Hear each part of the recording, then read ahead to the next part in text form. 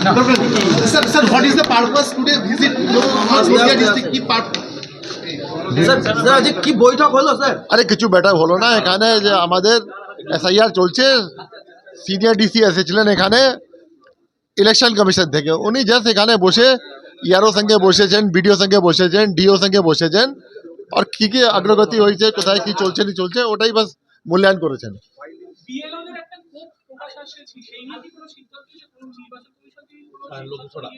না না, বিএলও যেটা খুব আছে ও তো ইয়ারও সঙ্গে যোগাযোগে আছেন, ইয়ারও সঙ্গে বিডিও সঙ্গে যোগাযোগ আছেন, এখানে কোনো আলোচনা হয়নি, নাহলে না কোনো ইস্যু করে রেজ করেছে। হ্যাঁ, নদিয়া কাজ তো ভালোই চলছে।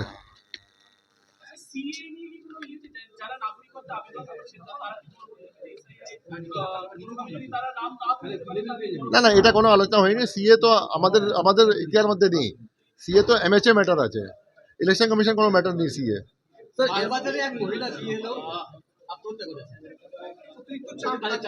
কোথায় করেছেন? আচ্ছা, আমি শুনিনি, এখন দেখে দেবো। আমাদের এখানে বর্ডারে বেশ কিছু সংখ্যক ভোটার তারা বাংলাদেশে পালিয়ে গেছে, যেই গ্রামে ঢুকেছে তারা বাংলাদেশে পালিয়ে গেছে, তো তাদের ক্ষেত্রে কি হবে? সেটা আমার কাছে কোনো ইনফরমেশন নেই, ওটা ডিএম থেকে পরে নিয়ে নেবেন। সীমান্তবর্তী অঞ্চলগুলোতে কি অন্য কোনো স্পেশাল ভাবে কেয়ার নিচ্ছেন? যেহেতু নদিয়া একটা সীমান্তবর্তী জেলা, সেই সীমান্ত অঞ্চলগুলোতে এসআইআর ক্ষেত্রে কি অন্য কোনো রকম স্পেশাল অবস্থান নিয়েছে নির্বাচন কমিশন? না না, কোনো सभी एरिया स्पेशल আছে, প্রত্যেক ভোটার স্পেশাল আছে, সীমান্তবর্তী আছে या कहते हैं হেডকোয়ার্টারে আছে, প্রত্যেক ভোটার ইম্পর্টেন্ট আছে।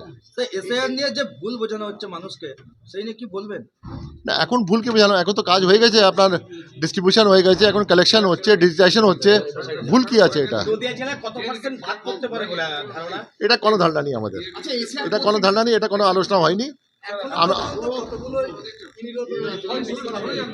ফর্ম সাবমিট হয়ে গেছে।